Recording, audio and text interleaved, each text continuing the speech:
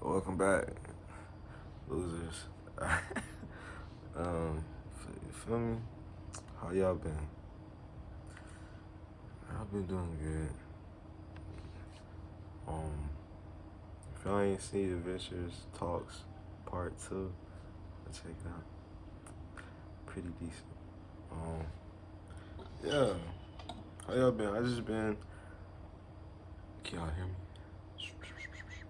Mic check 1 2. Yeah, I think y'all can hear me. Hey, I just been chilling. That's all. I got some interesting topics to talk about. What do y'all think about leprechauns? Man, leprechauns. I seen a documentary. I forgot who it was.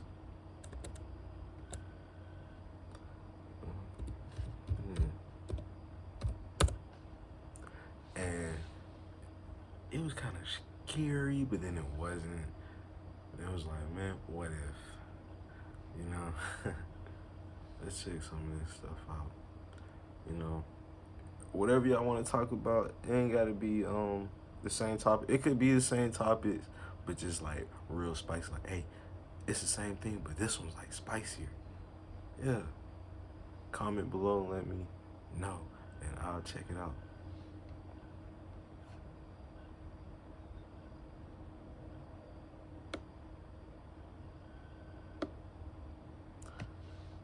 Wi-Fi crash.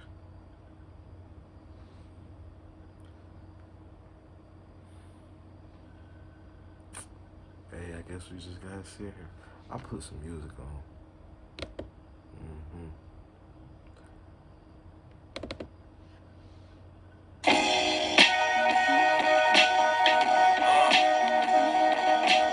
Loose individuals hanging around town. Bad boys didn't know I didn't get toys for Christmas. Santa Claus skipped the house for reasons. All you got was dirty bristles. Now you getting mad, why you dissing? Sending them shots with them tiny ass missiles. Sit your ass down at the table. Who you think you is? Drake? Nope, you ain't able. Clicking on the channels, you still see the cable. Say it with my chest because they said I'm unstable. Facts, yeah, I had to keep the record clear. Got a dizzy mom, but he just had one beer. Doesn't really matter cause I know they like his flow. Every time I go to work, these hoes be acting slow. Never the type to sit back and think what I do. Don't talk stupid if the talk's not true. Don't talk stupid if the talk's not true. Fuck out my way, fuck nigga, who is you? Niggas really try. Oh my goodness. So I might have to end this video short because it seems like we have some technical difficulties. Oh boy. Yeah, but we're gonna still chop it out though. I ain't gonna cut the video short. Too hype. I was just watching some Hunter x Hunter, and then I switched over to. Have y'all seen Heavenly Sword? It's an animation action adventure film. I was just now starting to watch that. It's about a female warrior. She has like red hair. Y'all know me. And you know me personally, I like redheads. Redheads like me. You know, I don't go seeking for the redhead, but I don't know. They cool. Come on, we just want to know some stuff about leprechauns.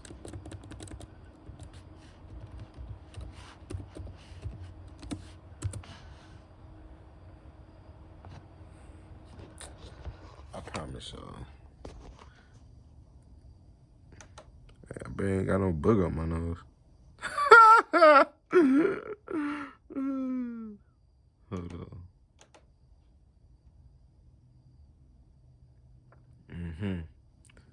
Mr. Technician Man.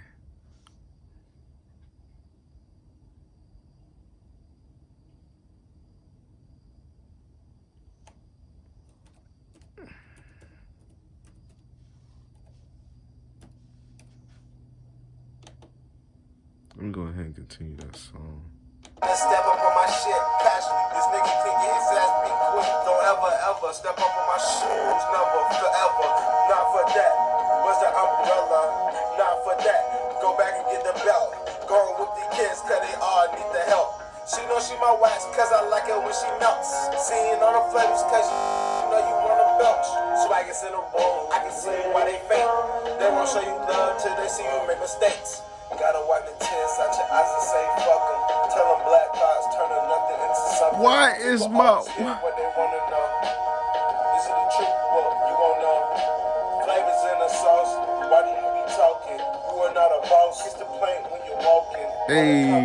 Tell me that I'm looking good. Smelling fresh, yeah, like I really should. Got a good pound on me. Let me roll one up for the team. Real easy telling they came in with Bruce. Elizabeth, love how I talk with my list. Well, okay. No leprechauns tonight.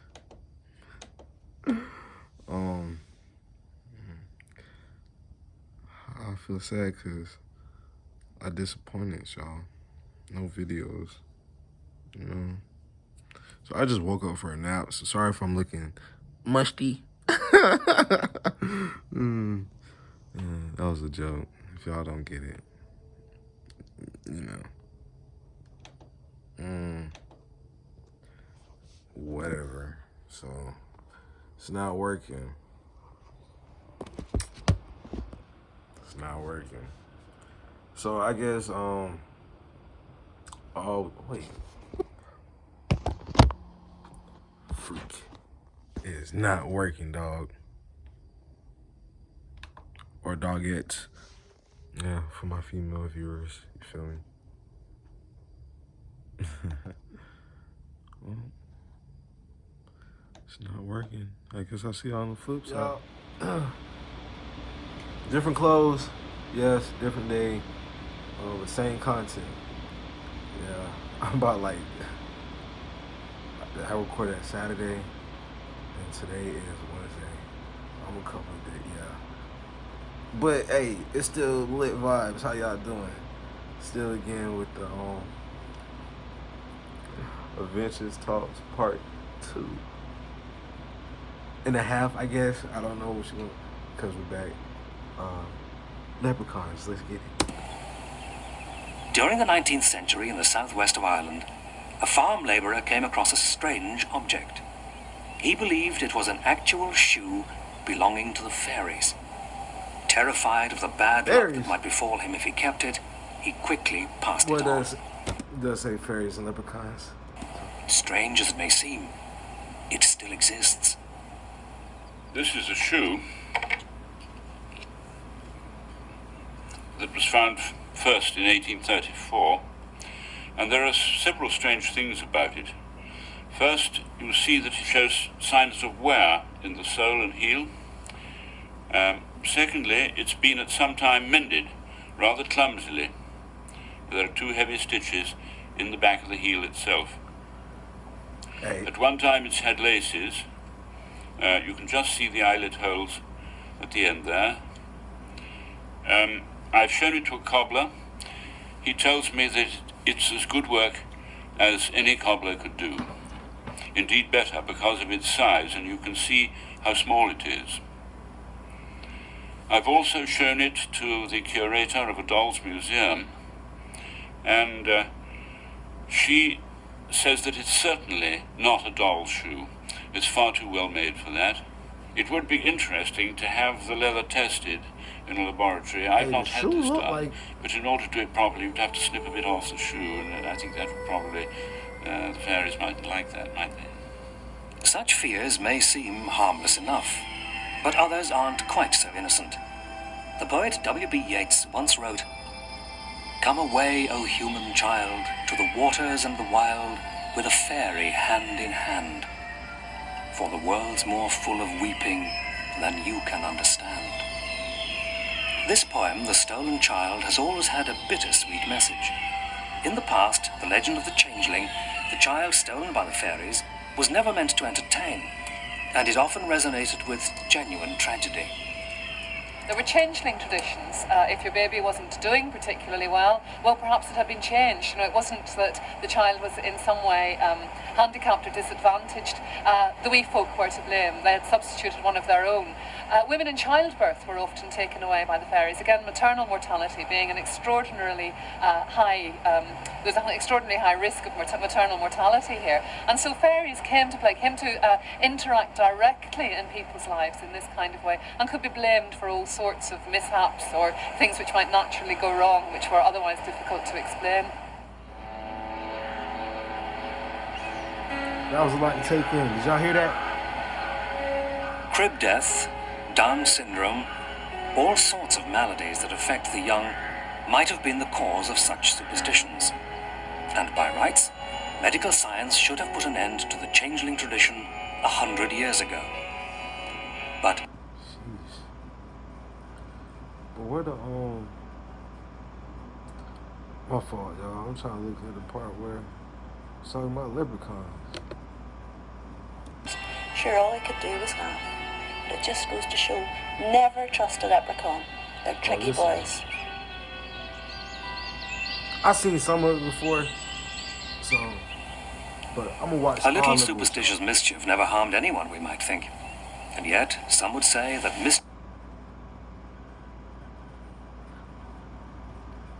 This why I got cut off last time. The Wi-Fi was buffering. You feel me? mischief is the least of our worries. For these creatures are said to have a much darker side. All across Ireland are places linked to this dark side of fairy magic. Lonely thorn trees, standing stones, and old forts, it's said.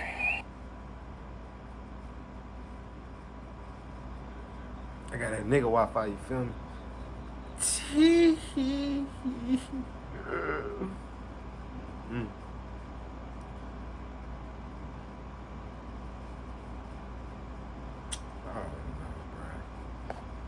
Well, I guess that's that's probably been loud, but oh well. Y'all know I gotta start y'all off with a song.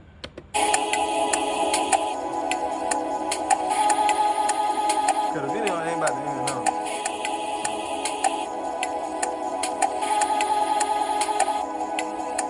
Say it with your chest, middle finger up, one finger punch. Did you hit a crutch? Look, I'ma be real, I don't be chasing girls, they chasing me. If I wanna date you, would you cheat on me? Let me know now so I can keep the receipts. So I know that in the future you was trying to keep it G. And some nigga really ain't trying now. We all trying to eat. And she bought herself a whip, y'all. Never left on E. I can't. Ooh, that's enough. Okay, that's enough. That is enough. That is enough. And here go another one. Okay, maybe this one might get a better. This is your garbage trash browser, and this is Opera GX. Sorry, buddy. You see this difference? The image of a diminutive man dressed in green, with a top hat, black buckled shoes, a green vest, and a four-leaf clover, has become, for better or worse, part of the global image of Ireland, danced out around St. Patrick's Day as a sanitized cultural symbol of Ireland and its people. And this is done to such a degree, at least in North America, that it can sometimes feel offensive. Often the leprechaun and the four-leaf clover is the only thing most people know about Irish folklore. Did y'all used to try to find four-leaf clovers growing up? Like as a kid? I know I did. I would always play in the grassy yard looking for For Ireland in general. Yet for the widespread notoriety of this dwarfish creature, aside from standard tropes of hidden gold and rainbows, not so much is known about it. What is the true identity and origin of this tiny being transformed into a giant globalized brand? What really are leprechauns?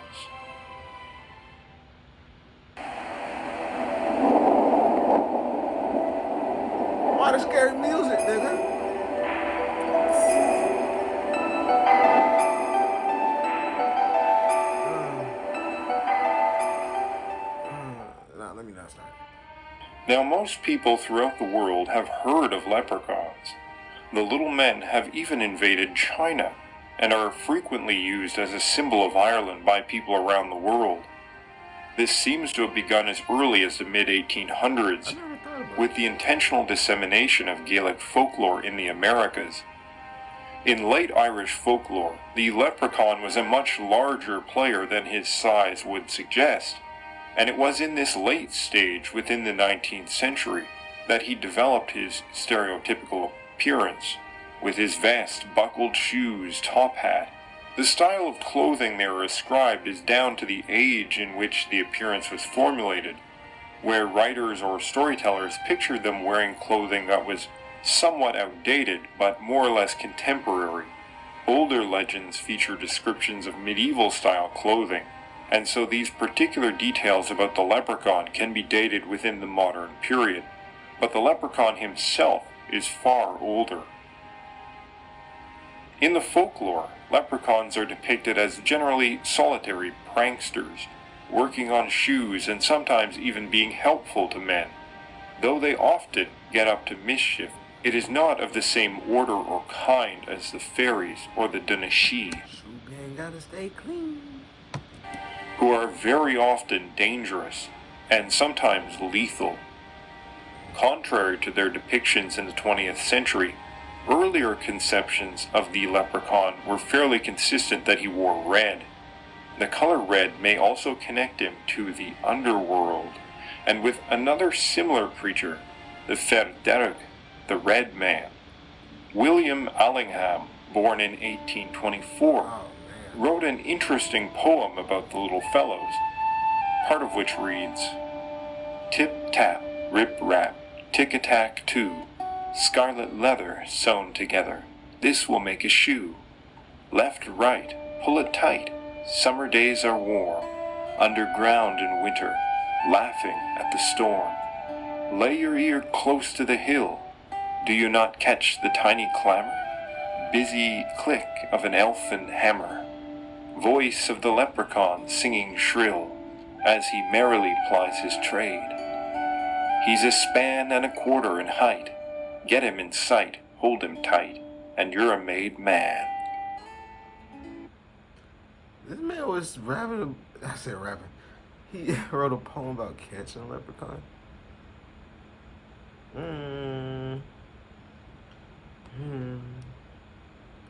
Fancy.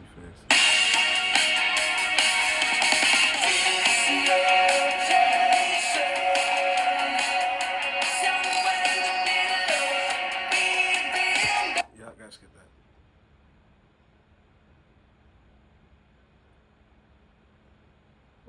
How y'all been doing over the weekend? He was said to be the only truly industrious fairy, who is wealthy for all the shoes he would make, and his gold would be hoarded beneath the earth.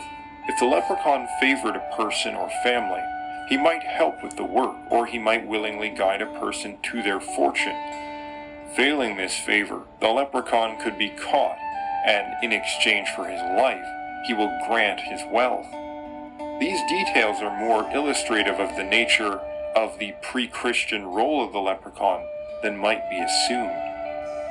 The first known appearance in Irish myth of the leprechaun is to be found in the Shanhos Mór law book, which references a tale about Fergus MacLetty, and it is possible that this tale is an origin as old as the 9th century, perhaps even older. The legendary king falls asleep near the sea and wakes to find himself being dragged into the ocean. Did I say Adventures Part 2? I'm sorry, this is Adventures Part 3. But that'd be the thumbnail. By several diminutive figures, identified as Lucorpa. He catches them in his hand. Say it together, guys. Lucorpa. Is that what he said? I paid attention in school. Figures, identified as Lucorpa. Lucorpa. He catches them in his hand before they can drag him in, and they beg for their lives. Fergus demands his 3 wishes from them in exchange for their lives. The idea of obtaining wishes from someone captured is not specific to leprechauns originally, but was a general practice that shows up in many tales. If a person holds an enemy's life in their hands, 3 wishes or demands can be made of them in exchange for their life. Fergus seeks from the Lucorpan the means to travel underwater, and they provide him with, depending on the version, either a hood, magic herbs, or magic shoes, which allow him to pass over and under the water. They then bring him to their abode beneath the sea, where he spends days with them. He is warned by them not to go beneath a particular lake, but after a while he ignores the warning, ending up disfigured from the sight of a terrible monster, which causes his mouth to move to the side of his face. In the later versions of this tale, the leprechauns are said to be smaller than dwarves, so small that they could stand on the hand of a dwarf. A humorous tale is told of how Essert, a leprechaun, dared to inform the... Okay, cause you know me, I ever seen Leprechaun in the Hood. Thought they were about like 3 foot, 3'2", something like that. You know what I'm saying? But okay, man, they can really just fit in your hand. Tiny. Okay. The king of the leprechauns, Yuvdan, that there were men in Ireland bigger and stronger than they. He goes to meet Fergus MacLetty to prove it, and returns with a dwarf from his court, which seemed like a giant to the leprechauns, who were terrified of his size and strength. In this tale, Fergus ends up capturing the leprechaun king, who is shown to be extremely knowledgeable and not unfair. The leprechauns threaten to take the milk from the cows, to burn down the mills, to dirty the water, and to snip the ears from the corn if their king is not freed.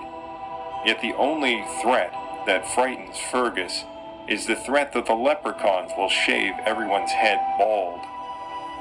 Finally, wishing to avoid conflict, Yuvdan, the king of the leprechauns, offers Fergus his treasures, saying, "Take my spear, oh take my spear, Fergus, that has enemies in number.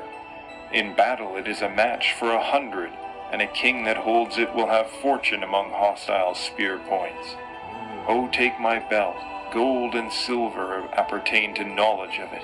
Sickness will not lay hold on him that is encircled by it, nor on skin encompassed by my girdle. My cauldron, a special rare thing, though they were stones that should go into my cauldron, yet would it turn out meat befitting princes." He goes on to list a powerful sword, a shirt that... That's decent. So that's a little tale. Some leprechauns, I didn't even know they could be tiny to fit in your hand. Like, what? I didn't know that. Learn new things every day.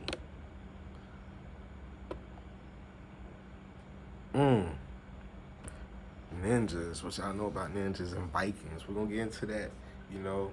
Look, The new Starbucks pink drink is like discovering a luscious strawberry utopia. Irresistibly Been doing laundry and shit. delicious. New Starbucks pink drink and paradise drink. Refreshingly extra. That looks good. This is nice. Pixel, a spa day was the perfect idea with all these big launch of... Ninja. What are... I was gonna say nigga.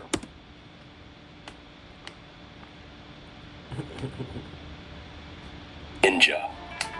Ask anyone on the street and they will most likely tell you that ninja are spies or assassins from Japan. Shadowy figures in black costumes, covering their faces, leaping from rooftops, scaling castles, and slaying unexpected lords. I'll be honest, growing up I was never really interested in ninja. While ninja were much more popular, not only amongst my friends, but specifically to the general public, probably because ninja seems... Are samurais and ninjas the same thing? I think samurais. Ninjas are more stealth, I think. so cool. I, on the other hand, was always much more interested in samurai. However, I still held a respect for the ninja, as they definitely seemed like an integral part of Japanese history and culture. It wasn't until I finally got to high school that one of my teachers finally challenged me on the basis of ninja, clearing away the fog of myths and legends to reveal that their very existence may in fact all be made up of romanticized falsehoods. Which of course begs the obvious question, what about the ninja is true and what is not? No doubt many of you have already seen videos here on YouTube discussing the truth about ninja, and right here I am going to be doing something somewhat similar, albeit a little different. Recently I was contacted by historian, author, and YouTuber Anthony Cummins.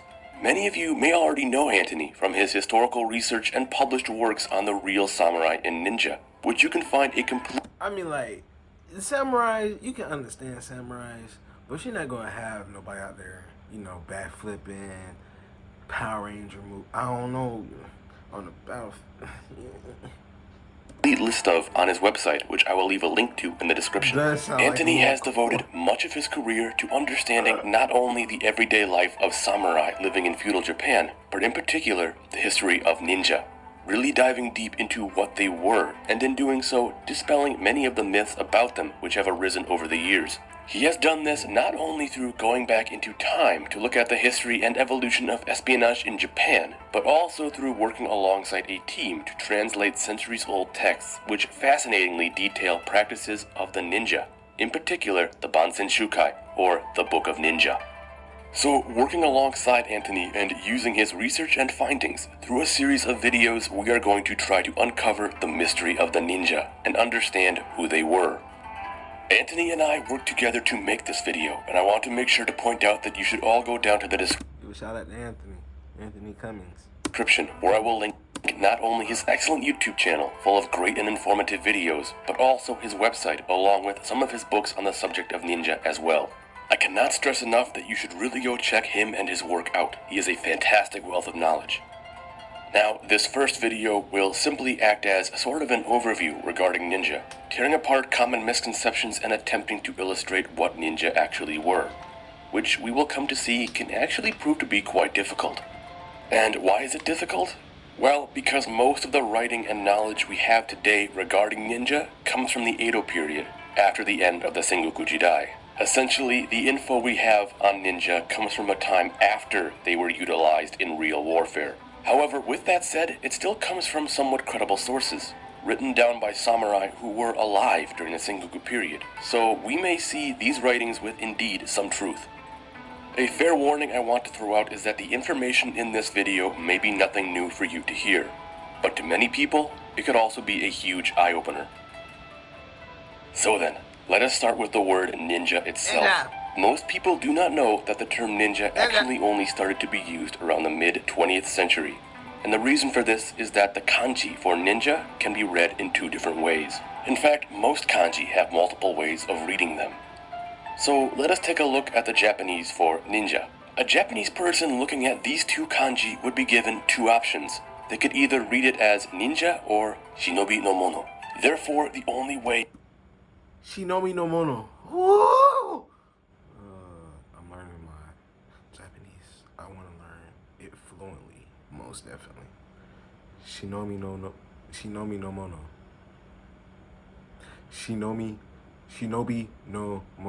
Shinobi no mono. See, I like to try to do things at fast pace. Shinobi no mono. Shinobi no mono. Shinobi no mono. We can tell how to say this term is to compare... Maybe it's because how I talk. I got lisp, I guess. Shinobi. I'm gonna be doing it all night. ...to others, and also find something called furigana, which are phonetic markers. In 100% of all phonetic markers found in old scrolls, they all say shinobi no mono, and not ninja. We can also look at other words which are similar. Shinobi no ho, way of the shinobi. Shinobi no jutsu, skills of the shinobi. Shinobi no maki, shinobi scrolls. Shinobi geishi, spike defenses. And shinobi guchi, hidden entrance. Therefore, it is pretty safe to come to the conclusion that in feudal Japan, ninja were actually called shinobi. And so, from this point on, I shall be using the correct historical name for them. Now, espionage was a thing in feudal Japan as far back Shinobi no mono. as wars were fought. In fact, much of the early espionage tactics in Japan, of course, come from Chinese tactics. And that is because before the samurai took over, Japan was based on the Chinese system of governing, and that included the military. This means that long ago in Japan, the Chinese military classics were used to help the many aspects of war. But of all of them, the one which made the greatest impact on the shinobi in particular was Sun Tzu's Art of War and his 13th chapter, The Use of Spies, a staple text for all later students of the shinobi ways. As a side note, Antony has published an extensive guide to this text called The Ultimate Art of War, a step-by-step illustrated guide with a full breakdown of how to use spies, something you should all go check out. Now, spying, reconnaissance, embedding agents, sowing confusion or misinformation are all, of course, strategies seen across the world by anyone who ever waged war. This is something people universally like to call spycraft, and there is without a doubt shared similarities in all. So it's like ninjas kind of like in that category with like Assassin's Creed. Cause the Renaissance age is real, but did you have motherfuckers doing like a, you know? Spy systems, even from cultures that have never mixed. The problem that we run into is when can we start pointing to espionage in Japanese warfare becoming actions of shinobi? To put it more plainly, when do spies turn into shinobi?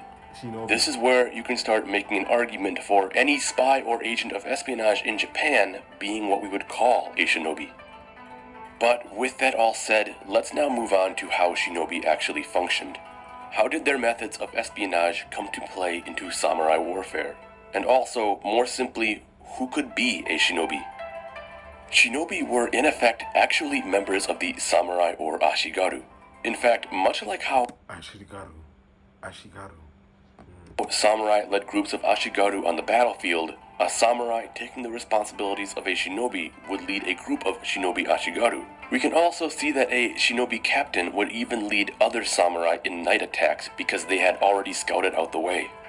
This is extremely important because it tears apart the myth that shinobi or ninja were a completely separate entity from the samurai, when in actuality, shinobi or ninja were samurai or ashigaru.